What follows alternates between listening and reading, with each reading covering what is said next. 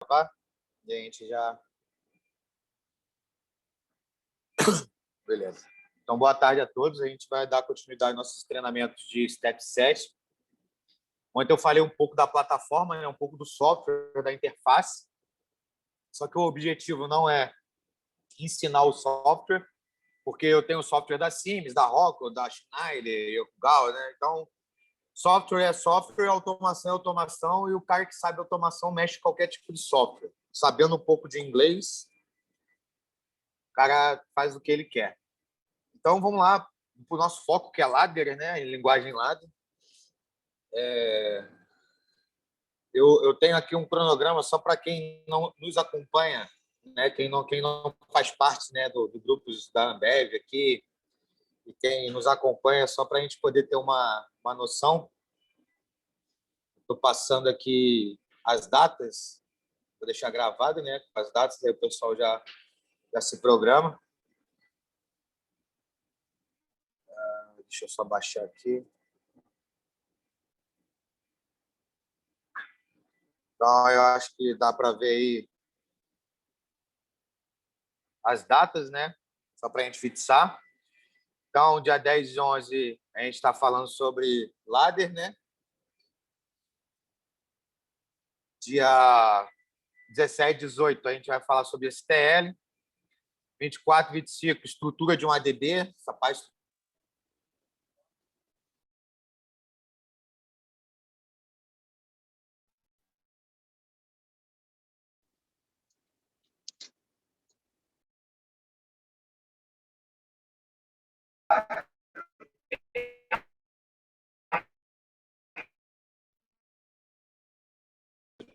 Quando eu falo de FB, eu posso falar também de index. A gente vai entender como é que funciona a estrutura de um index, como é que o index ele é formado, né? Muito legal também. Cópia sem ponteiro é uma coisa que eu acho muito maneira, que a gente vai procurar no PLC lá, as entradas e saídas lá, a gente não acha nada, e aí a gente entende como é que isso funciona, por que os caras fazem tudo escondido, né? Na verdade, é a lógica de preguiçoso, a gente vai entender como é que funciona essa lógica de preguiçoso. Na verdade, é a lógica de programador de alto nível, mas eu falo preguiçoso porque dificulta um pouco para quem não conhece.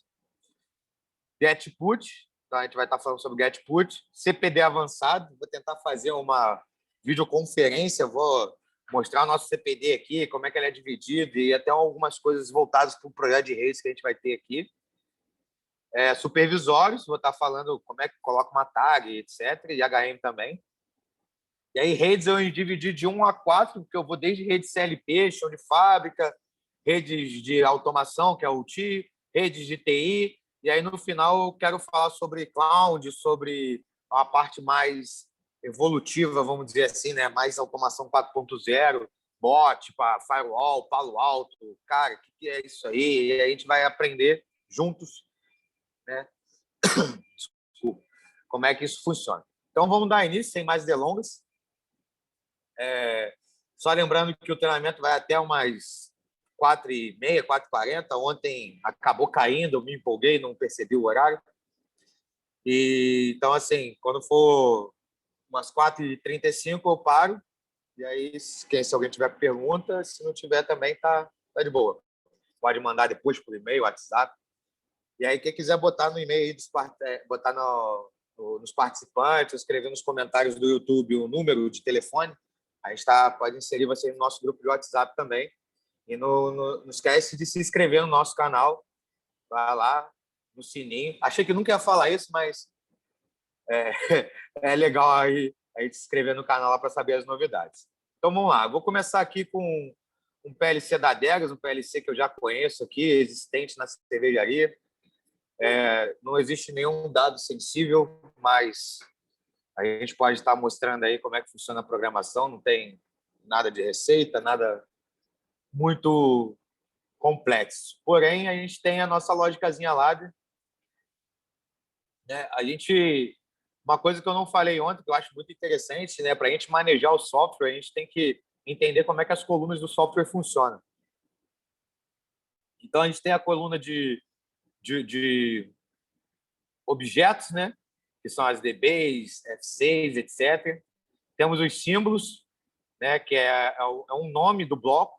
O comentário ele é super importante, porque ele nos ajuda a saber de que aquele bloco se trata. E a linguagem criada. A gente tem a linguagem STL, que é a próximo treinamento, e a linguagem ladder, né? Então, vou pegar aqui uma lógica qualquer, né? Vou sortear, sei lá, essa aqui, ladder. Porque eu quero ela, é SIP. Vamos dar uma olhadinha aqui o que esse bloco diz. Então, a gente tem a parte aqui de acionamento de válvulas. Vou dar uma interpretada, e aí depois a gente chega nos mnemônicos, chega nos símbolos, nas informações pertinentes. Então, a gente tem um contato normal fechado. Como é que a gente consegue um, né? A gente tem aqui no nosso menu superior, se eu quiser colocar uma outra network, é aqui. Essa é a versão mais nova do Step 7. Eu consigo tanto fechar minhas networks, né? Minimizá-las, quanto expandi-las. Isso facilita na hora de eu... tenho 300 network aqui, cara, eu já sei qual que eu quero ir, então fica mais fácil. A gente tem aqui contato normal aberto, contato normal fechado. No caso, a gente pode botar um flag, né? A gente chama isso aqui de branch ou flag de bandeira, né? A gente puxa uma perninha, né? E essa caixa, né? O empty box, a caixa vazia, cara, isso aqui ajuda a gente muito. O empty box, todas as funções de adicionar, subtrair, multiplicar, dividir, set, reset, FC, FB, tudo vai começar com empty box, com a caixa vazia. Então, só para entender como é que o cara fez aqui, se eu quiser botar um contato, eu consigo botar quantos contatos eu quiser, né? Nada muito difícil. Você pode ver que todas essas estruturas estão amarradas aqui numa DB, né? Então, ele está usando uma database, que é, como eu disse ontem, uma variável global. Mas eu posso usar também umas memórias, né? Que são as memórias internas. São variáveis globais, porém são memórias internas. Ela consome a memória RAM. Já a DB, por ela estar na EPROM, ela só consome se for chamada, né? Só consome se quando ativo. Já a memória, a Mzinha, né, que eu vou apresentar para vocês aqui, ela consome a memória RAM, a memória de processamento. Então, a gente usa ela em casos extremos, quando vai usar blocos especiais, etc. Fora isso, a melhor forma é usar uma DB mesmo. Mas aí eu posso chegar aqui, né, vamos supor que, só para vocês entenderem, eu vou fazer um parênteses, a gente no Siemens, a gente tem a AMD. AMD é o quê? É uma double word, 32 bits. Vou aumentar um pouquinho mais isso aqui.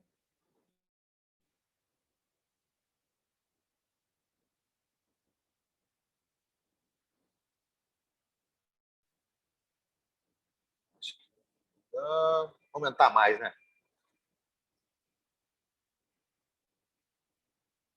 Opa, viu? Aumentar foi bom, eu não tinha nem visto. Que botei 31. Então vamos lá. Uma AMD tem 32 bits, uma MW tem 16 bits, uma MX, né? Vou chamar de MX, ela tem 1 bit.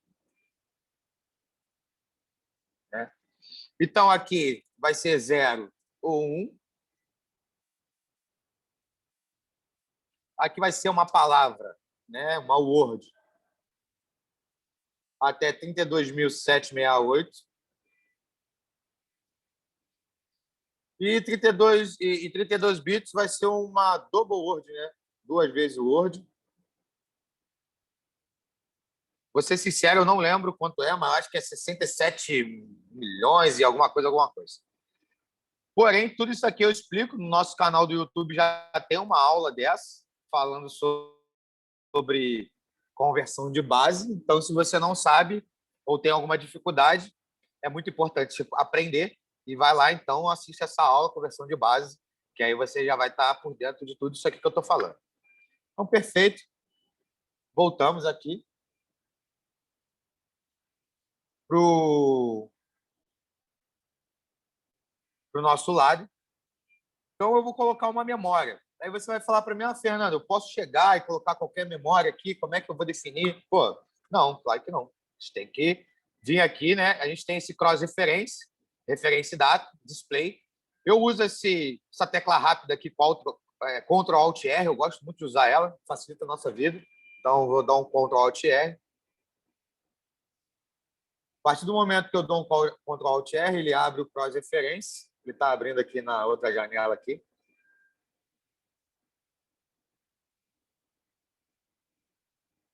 Como eu disse, esse computador hoje, ele não é assim. Eu juro que ele não é assim, gente.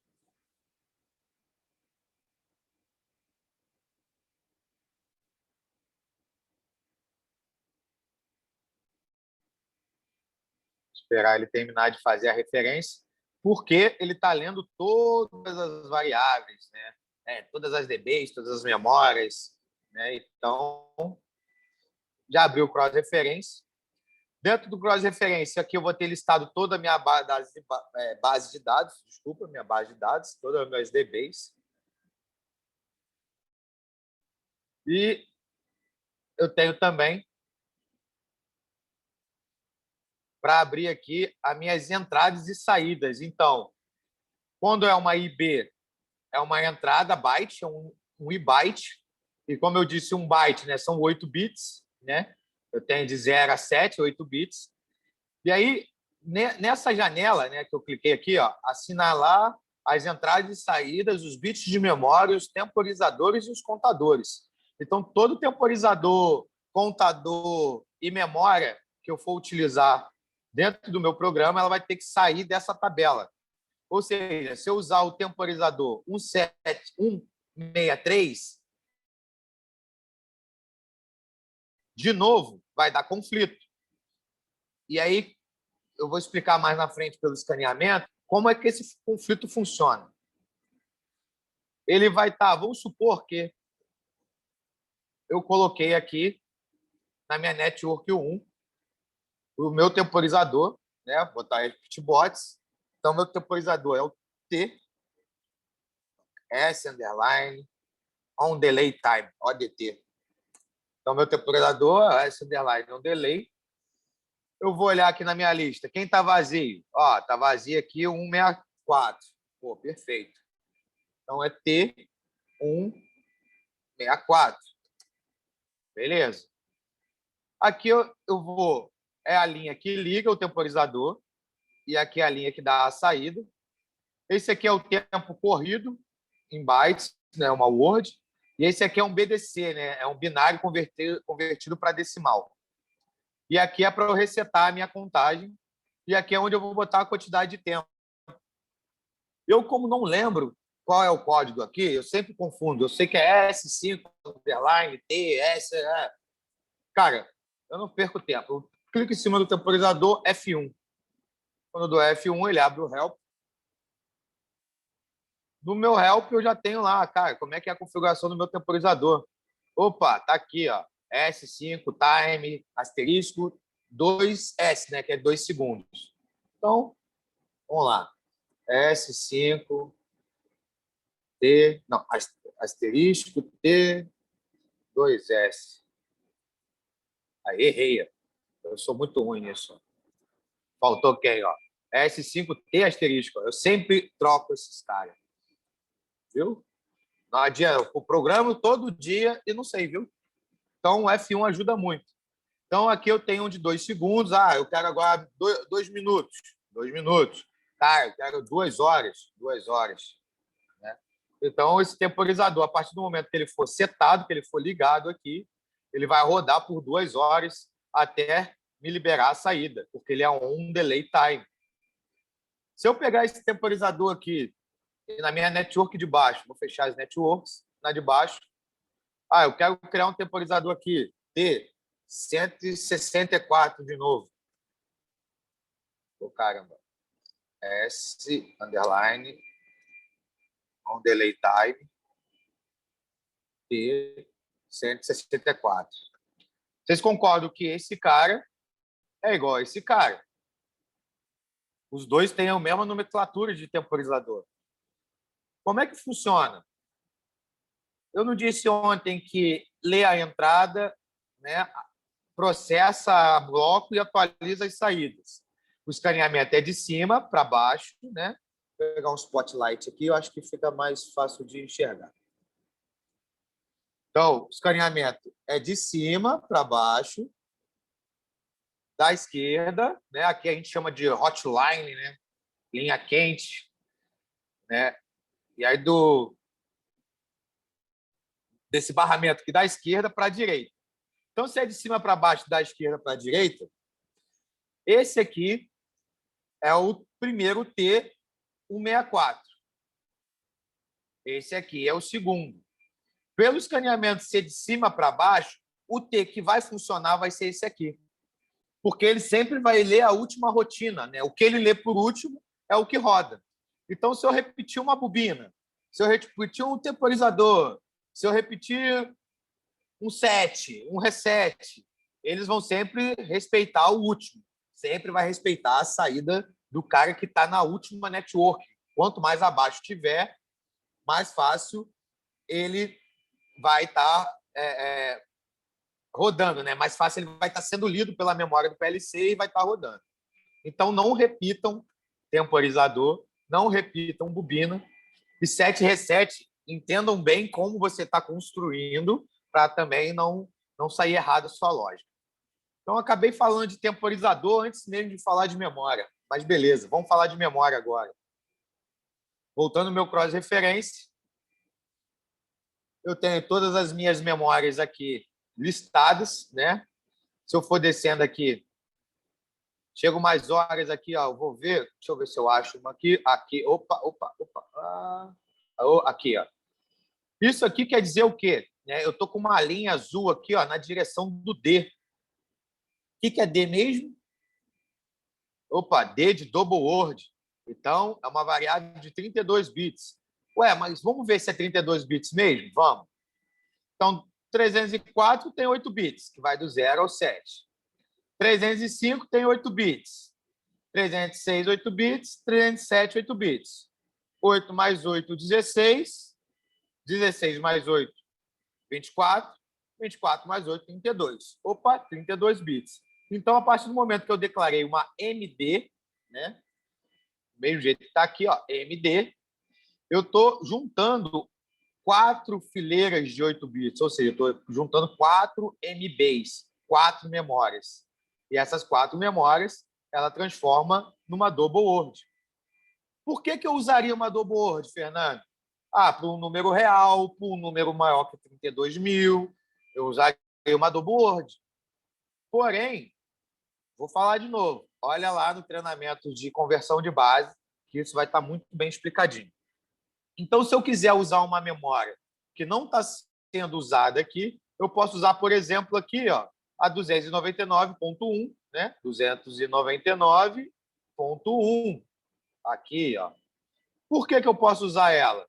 Ou como, por exemplo, posso usar a 2114, né? 2114.01. Por quê? Porque elas não têm aquele xizinho, né?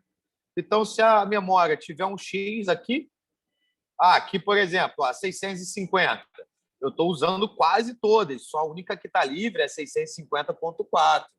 Então, a gente tem que prestar bastante atenção nisso. Então, se eu quiser declarar minhas memórias lá, eu vou usar, por exemplo, a 655.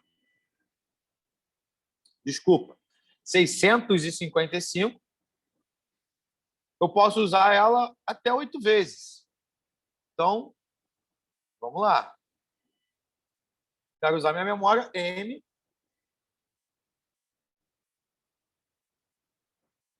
655.0. Foi isso que eu falei? Ó, eu nem lembro mais o que eu falei. Ó. Vamos conferir lá. É isso mesmo. 655. Então, 655.0. M655.1. M655.2. Ou seja, cada contatinho desse vira uma memória. Vou salvar aqui. Ele não vai deixar salvar porque tem esses caras que estão vazios, né? Eu vou estar apagando eles para poder salvar. Acho que já deu para entender sobre a memória. A partir do momento que eu salvei, vou vir aqui no cross referência. Ele está vendo que ele está regenerando. Opa, como mágica, apareceu 3x aqui. Por quê? Porque eu usei essa memória. Aqui. Beleza. Vou apagar essas memórias aqui, vou salvar.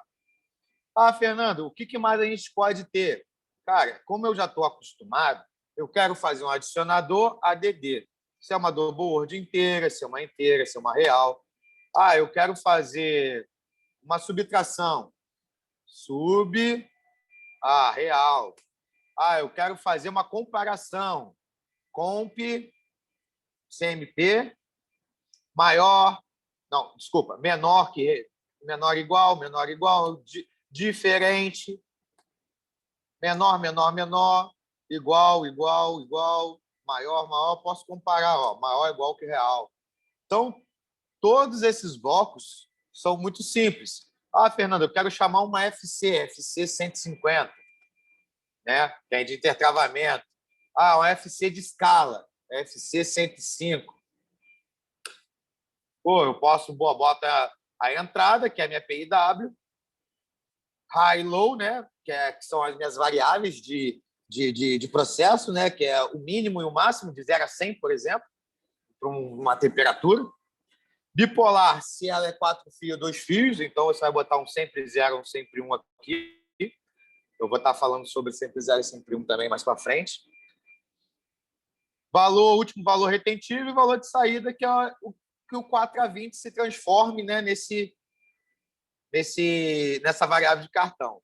A gente recebe o 4 a 20 na carta, da carta ela é transformada em variável de cartão, que é de 0 a 27.648, e aí depois ele transforma faz como se fosse uma regra de 3, para ter a saída da temperatura aqui, conforme as escalas de máximo e mínimo que eu coloquei.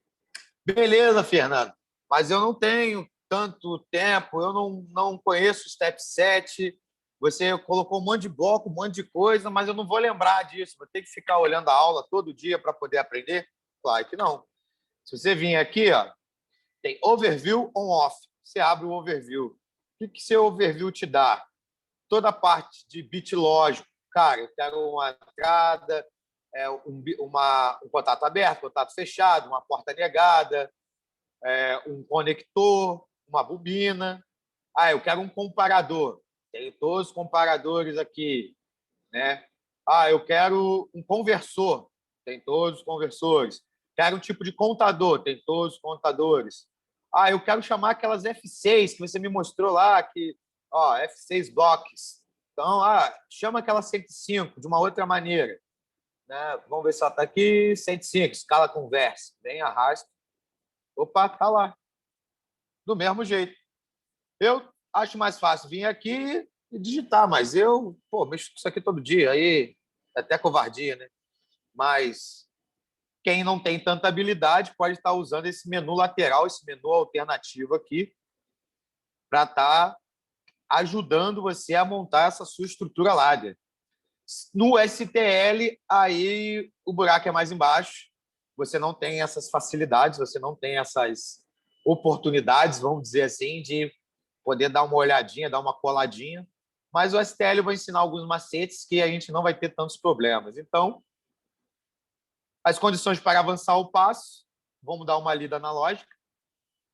Se eu tivesse selecionado o tanque alcalino para limpeza e a chave de nível baixo, sensor de aberto, desculpa, de nível, né? Chave de nível, a LSL, chave de nível baixo, tiver desatuado, ou seja, eu tiver com tudo vazio, eu pulo o passo, né? Eu reseto os valores iniciais do passo, eu jogo com o passo 0.